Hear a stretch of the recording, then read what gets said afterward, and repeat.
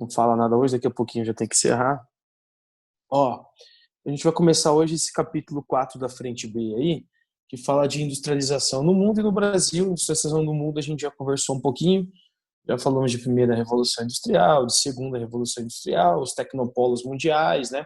Toda a inovação tecnológica que essa industrialização ela trouxe para o mundo, tá? E para a gente, né, que somos consumidores diretos. Então, quando a gente põe no mundo, é o consumidor final. Nós consumimos produtos industrializados a todo momento. Então, nós somos fruto também desses avanços tecnológicos, tá?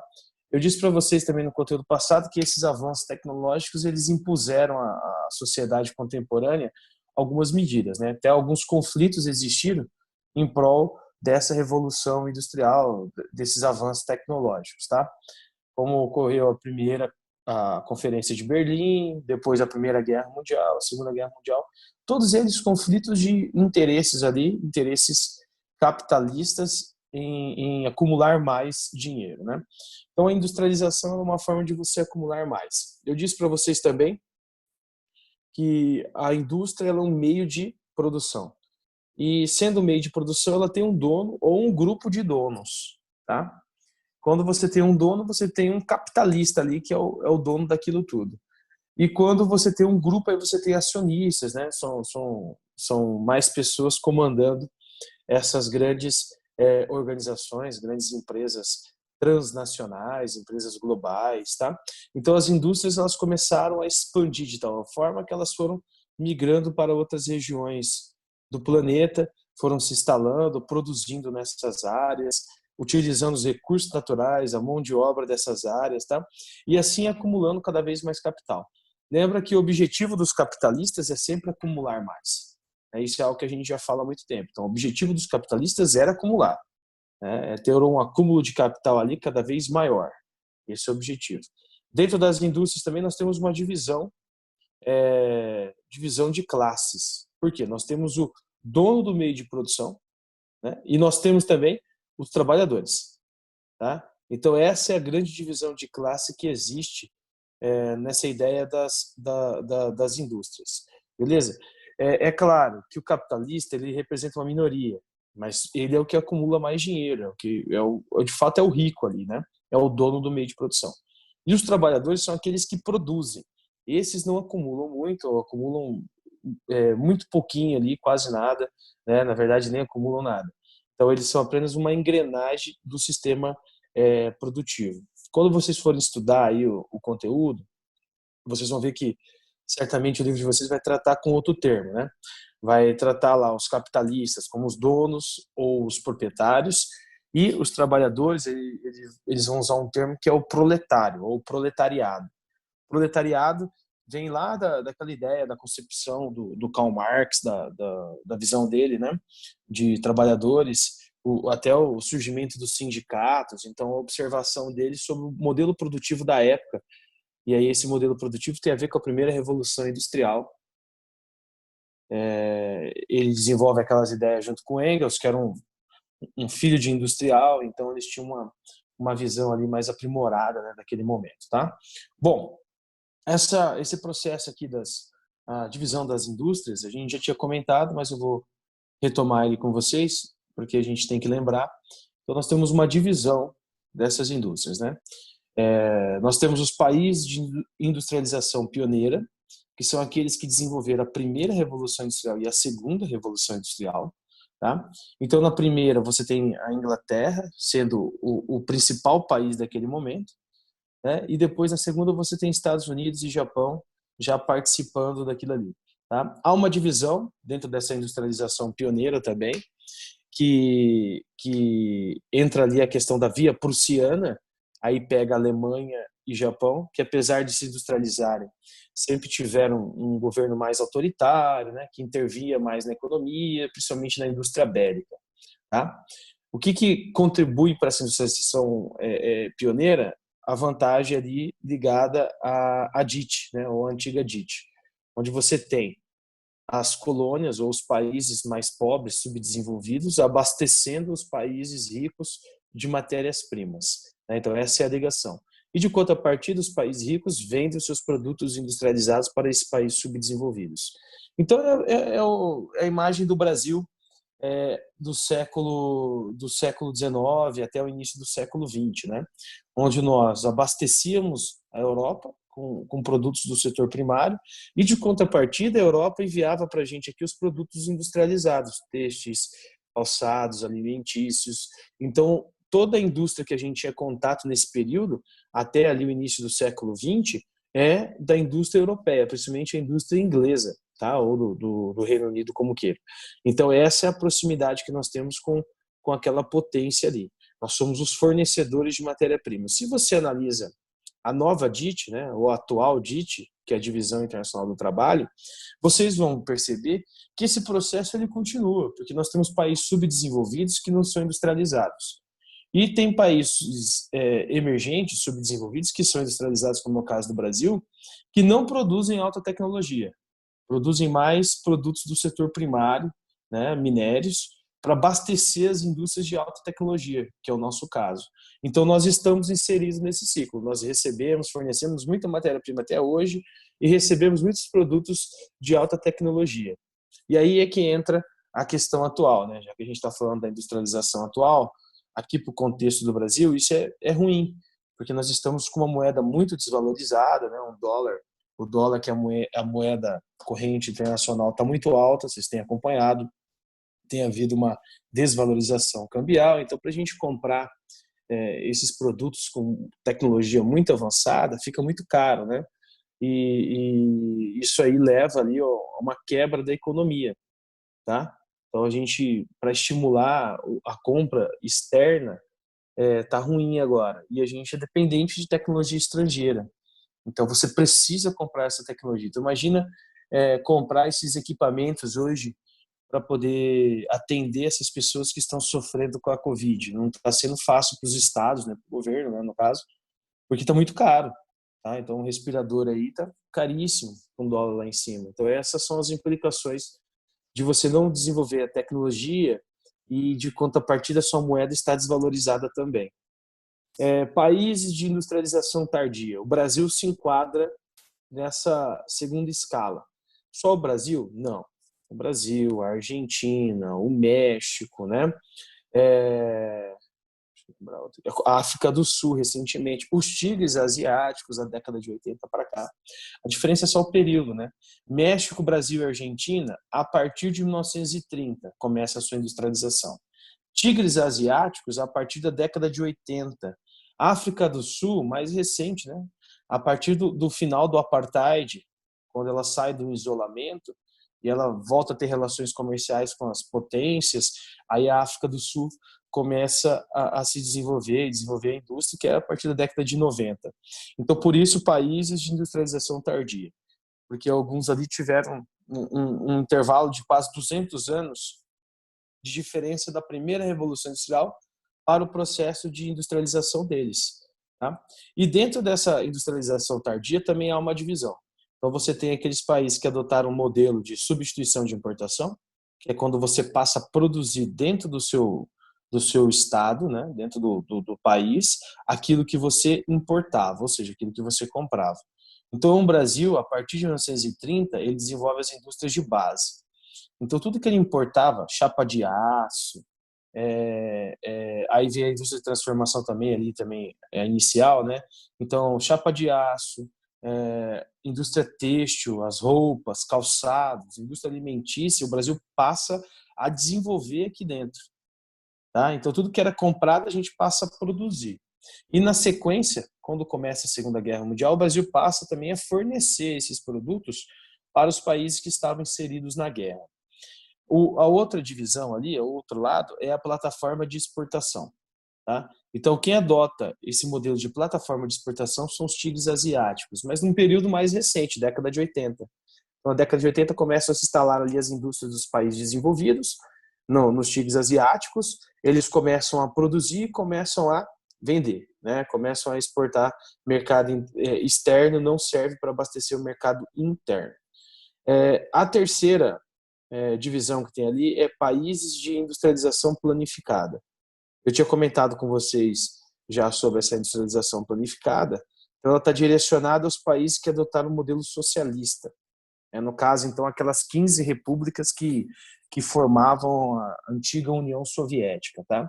Então, ele segue o mesmo padrão da economia planificada, ou seja, o Estado centraliza as ações, né? Controla a economia. Tá? Então, é uma economia controlada pelo Estado e é uma produção também industrial controlada pelo Estado. Lembra que dentro dessa ideia do socialismo, as indústrias não pertencem, né, de fato ao Estado, pertencem ao povo, mas estão sob o controle do Estado. No caso, o Estado era um Estado autoritário, opressor, como vocês sabem, né, desde da chegada do poder do Stalin, né, lá na década de 20 ainda, até ele morrer na década de 50, o Estado extremamente autoritário, que depois entra no contexto da Guerra Fria, então eles passam a disputar com os Estados Unidos ali o quesito de produção industrial, principalmente bélica e aeroespacial, e toda essa produção, essa disputa é que leva ao declínio da União Soviética, o seu enfraquecimento, a crise na década de 90, né? Só que essas indústrias elas ficaram. Então, se você olha as 15 repúblicas soviéticas, você vai ver que tem países, Belarus, por exemplo, ou Bielorrússia, que também atualmente tem um regime autoritário e é também negacionista em relação a essa doença que está ocorrendo agora. Aí tem indústrias lá dentro. Se você olha a Ucrânia, né, a Ucrânia tem várias indústrias que são do período da União Soviética, indústrias do setor bélico, usinas nucleares, a Ucrânia também possui do período da União Soviética, tem até uma famosa que explodiu na década de 80, né, que vocês já conhecem, tá? Então, apesar do fim do socialismo na década de 90, essas indústrias da economia planificada, elas ficaram em várias nações que pertenciam ali ao bloco soviético. Bom, aí existem as regiões industriais do mundo, nós vamos falar delas, vou mostrar para vocês alguns esqueminhas aqui. Tem os dos países desenvolvidos e tem dos países emergentes ou subdesenvolvidos também, que a gente faz parte.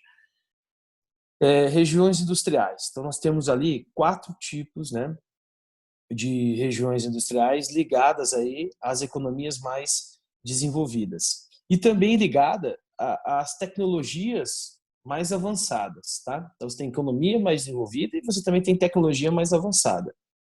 Porque a indústria ela só acumula mais se ela desenvolver tecnologias mais aprimoradas. Beleza? Lembra que eu falei para vocês, indústrias de base hoje, elas acumulam capital, mas não acumulam tanto, por exemplo, como uma indústria que produz celulares ou que produz computadores, porque ali já é um produto com uma tecnologia, com a ciência mais avançada, e aí ela acaba acumulando um valor maior. Tá? Então, quanto mais trabalho você emprega na linha de produção, mais caro fica esse produto. Beleza? Então, por isso que você comprar um produto lá da indústria de base é mais barato do que você comprar um celular da Apple já finalizado. Foi introduzido ali uma ciência maior, uma pesquisa, uma tecnologia, depois mandou fragmentar o trabalho, produzir, e assim vai, e aí encarece o produto final. Tá? Então, nós temos ali centro-leste dos Estados Unidos e sudeste do Canadá, que é a região ali dos Grandes Lagos, que é onde você tem muitos recursos naturais, e é justamente onde começa a industrialização dos Estados Unidos, né, no Nordeste, porque você tinha matéria-prima para abastecer as indústrias, tá? Naquela região de Detroit, Nova York, tá? Então é ali que surge a Manufacturing Belt. Essa região hoje em dia ela foi abandonada. Por que ela foi abandonada? Porque foi encarecido demais ali, matéria-prima e mão de obra. E aí foram surgindo dentro dos Estados Unidos novas áreas para poder competir com a região Nordeste. Essas novas áreas tinham uma mão de obra mais barata, tá? E também tinham matéria-prima mais barata, abundante, para poder atender aquelas demandas. Então você tem novos tecnopolos no sul dos Estados Unidos, onde você tem matéria-prima ali para abastecer, principalmente o petróleo, né, no Golfo do México, região desértica ali também. E aí você tem uma proximidade da fronteira com o México que você pode aproveitar ali a região. Aproveitar o que daquela região? Além dos recursos naturais, a mão de obra barata mexicana. Por isso que nessa região sul vão ser instaladas as maquiladoras. que são indústrias dos Estados Unidos que estão na faixa de fronteira absorvendo a mão de obra mexicana. No final do dia, aquele mexicano retorna para o seu país, não entra nos Estados Unidos. Então você não tem ali a entrada nem do imigrante, você só aproveita aquela mão de obra mais barata, né? Então você explora aquela região. E também o tecnopolo da região oeste, que aí vai pegar aquela região de São Francisco, São Diego, até lá em cima, no estado de Washington, lá, a região de Seattle, onde você tem ali, nessa região oeste, os tecnopolos mais tecnológicos. Então, as tecnologias, tá? As grandes empresas tecnológicas vão estar ali inseridas naquela região, beleza. Aí nós temos Europa Ocidental, que eu vou mostrar também para vocês um esqueminha daqui a pouco, Grã-Bretanha, mas principalmente ali a questão do Reino Unido, né? França, Alemanha, tá? Que são as regiões onde se desenvolveram as indústrias primeiro, né? O local da primeira revolução industrial, então começa no Reino Unido, depois vai passando para os países próximos da Europa, então eles se desenvolveram primeiro que os outros países no mundo todo. Então também a gente vai ver daqui a pouquinho um esqueminha com esses principais. O Japão, que é um centro econômico tecnológico desde lá da era Meiji, que a gente já comentou. Então o Meiji vem para revolucionar o Japão, né? O que ele faz? Ele acaba com o sistema de feudos. É isso, ele acaba com o sistema de feudos que eram controlados ali pelos shoguns e tinha a figura dos samurais protegendo esses shoguns. Ele acaba com aquele sistema, ele integra todo o Japão e aí ele cria um modelo econômico, um centro econômico e financeiro, as Zaibatsus, né, que são ali as famílias japonesas, as grandes famílias japonesas controlando a economia. Quais seriam essas grandes famílias? A Mitsubishi, por exemplo. A Mitsubishi, a família, passa a fazer parte ali desses centros financeiros. A gente vai falar também mais para frente. E o Japão, no quesito tecnológico, principalmente pós Segunda Guerra Mundial, faz com que a sua economia chegue lá a ser a segunda maior durante muito tempo, né? Cria até um modelo capitalista econômico de produção que é o modelo toyotista, que é pautado naquela ideia do just in time, que é a produção na hora certa.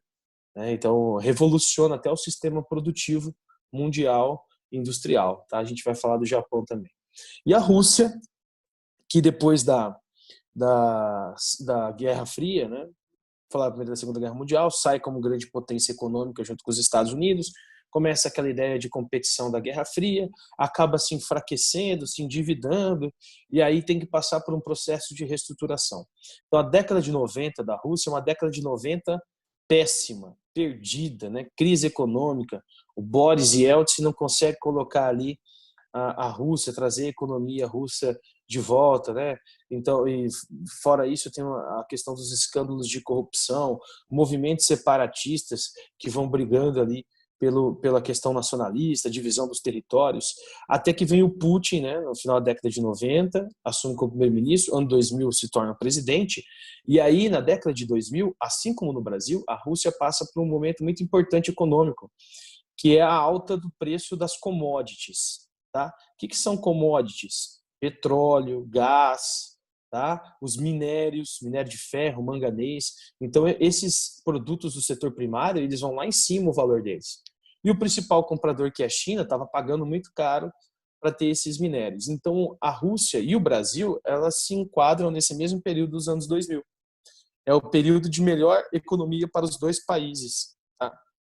É justamente o período em que o Brasil mais cresce a sua economia, o consumo da população, é o mesmo período, que é o período em que dá sorte ali, né, um pouco de sorte também, das outras potências, Estados Unidos e China, estarem pagando mais caro pelos recursos minerais. Então a Rússia ela volta a crescer a partir dos anos 2000. Hoje ela já se configura como uma das potências econômicas mundiais, né?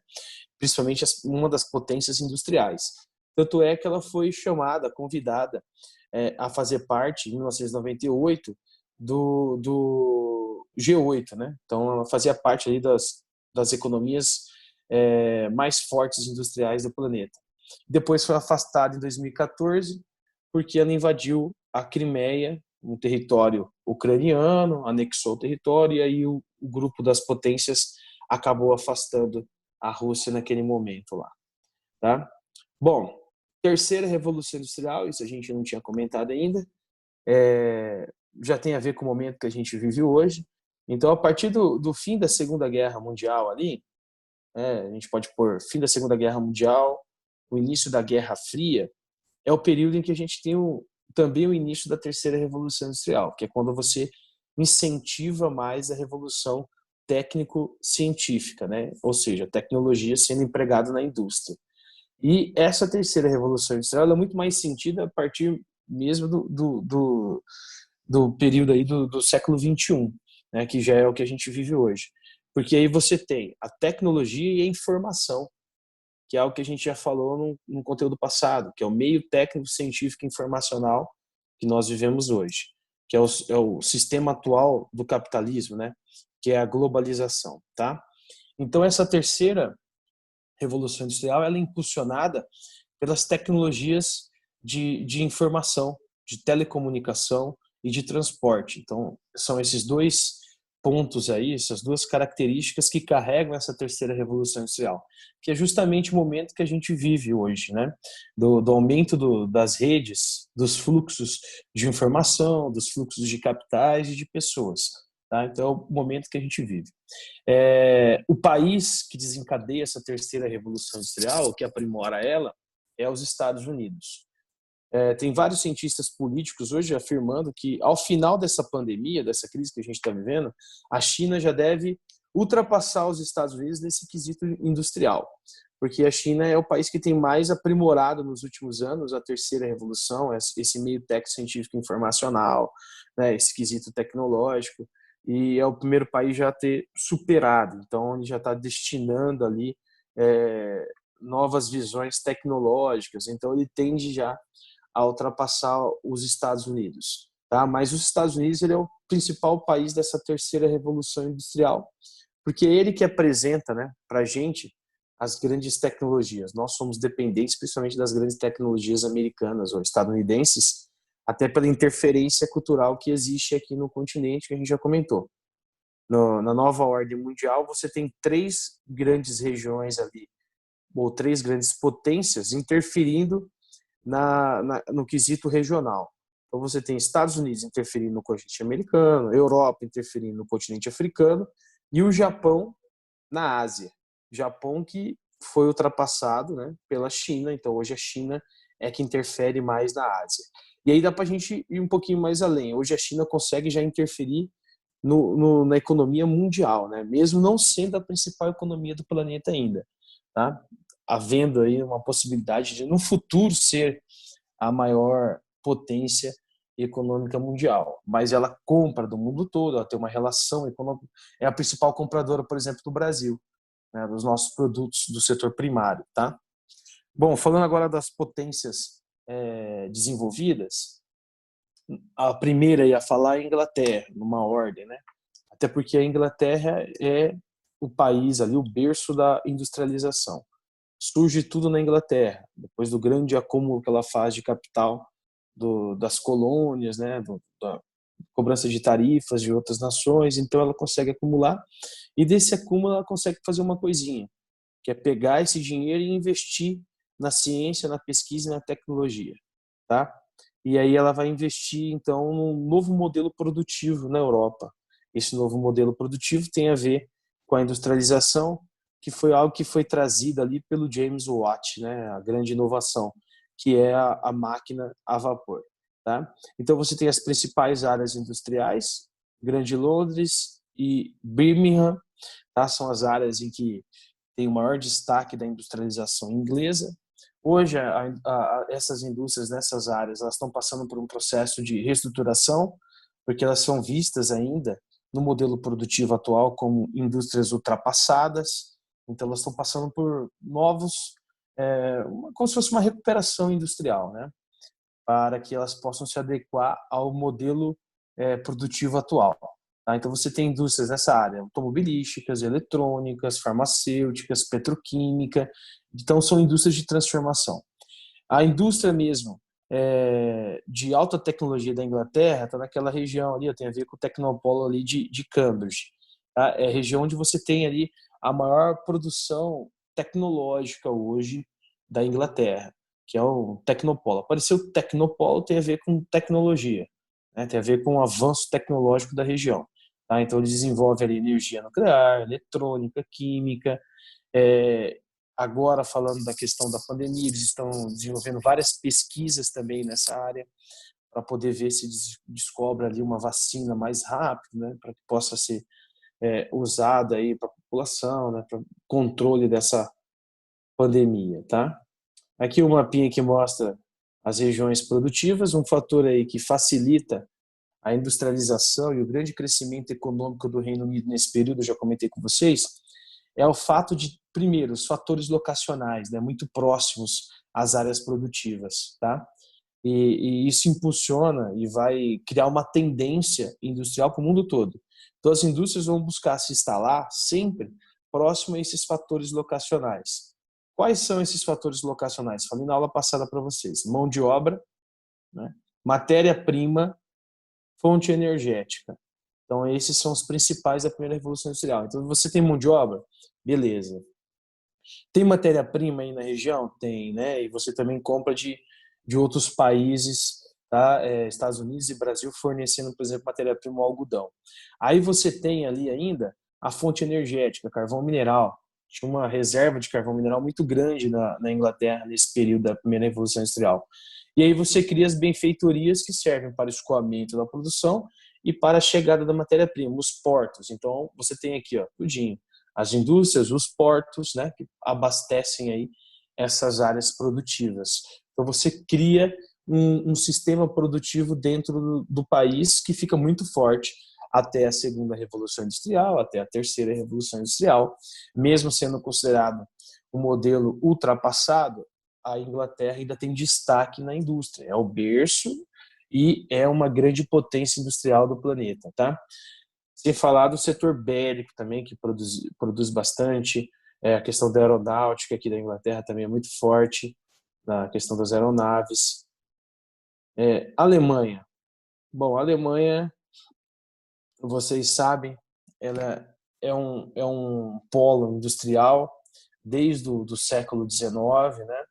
Tem um cara que é muito importante para a Alemanha no século XIX, que é o Otto von Bismarck, é o cara que faz lá a unificação do território alemão em 1874, e é ele que propõe também a Conferência de Berlim para evitar ali conflitos, discussões, né, sobre o processo de colonização da África e da Ásia, principalmente do Oriente Médio. Então, para evitar os conflitos, ele propõe uma conferência para a divisão dos territórios. E mesmo assim, vocês vão perceber, a gente já sabe que não dá muito certo, né? Porque mesmo ele propondo e sendo o cara a puxar isso aí, a Alemanha é o primeiro país a questionar a divisão. Não é isso? Primeiro país a questionar a divisão. E desse questionamento, a Alemanha vai promover a Primeira Guerra Mundial. E depois das sanções, ela vai promover a Segunda Guerra Mundial. Essas sanções que são determinadas ali pelo Tratado de Versalhes, que vocês já viram. Tá? Então, no século XIX, ela já tinha ali um dos setores industriais mais modernos do mundo, né? Já estava até ultrapassando a Inglaterra, e isso fica muito evidenciado quando a gente analisa a industrialização, o processo industrial alemão durante a Segunda Guerra Mundial, tá? Principalmente no quesito bélico. A Alemanha tinha ali armas que os países aliados não possuíam, né? Tinham tanques blindados, por exemplo, que andavam muito mais rápido, aguentavam muito mais munições ali, né? Projéteis do que o dos países desenvolvidos. Então, esse era um ponto interessante. Sem falar que já estavam desenvolvendo também biomedicina, biotecnologia dentro da Alemanha nazista, então eles estavam mesmo mais avançados. A indústria alemã, naquele período da metade do século XX, era muito mais avançada do que qualquer outra potência que existia naquele mesmo período. A Inglaterra, os Estados Unidos, a França, então a indústria deles era mais avançada. Tá? A concentração industrial nesse período ali. Tinham duas concentrações industriais, uma no Rio Reno e outra do Ruhr, tá? Que era a formação ali de uma megalópole também, que é a concentração da população nessas áreas, porque era a mão de obra que ia sendo utilizada nas indústrias naquele período. Tá? Processo de industrialização. O que vai favorecer esse processo de industrialização? Recursos naturais dentro da região. Porém, a Alemanha não é autossuficiente. Isso também fica evidenciado durante a Segunda Guerra Mundial, principalmente pela falta de petróleo no território, que é um dos objetivos, né, um dos desejos da Alemanha nazista é justamente ocupar a Rússia, ou melhor dizendo, a União Soviética, para ter acesso a esses recursos naturais, coisa que eles não tinham. Então, eles tinham jazidas de carvão mineral, tinha, mas não tinha petróleo, por exemplo. Então, isso é um dos fatores que faz com que o Hitler desrespeite lá o acordo de não agressão, né, durante a Segunda Guerra Mundial, tá?